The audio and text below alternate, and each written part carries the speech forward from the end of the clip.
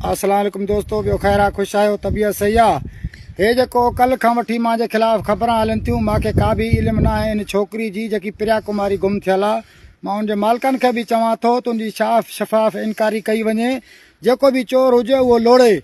मां मर्द आहियां, मां को ना मर्द न आहियां जे मां औरतां अगवा कंदो आहियां, न को मां औरतां अगवा वारो धंधो बि कंदो आहियां, न को मां धाड़ेल बि आहियां। मूंखे क़बाइली जड़नि जे करे धाड़ेल बणायो वियो आहे। इन जी इंक्वायरी कई वञे। जेको बि चोर हुजे, मां ई बि चवंदो पिया उहो लोड़े।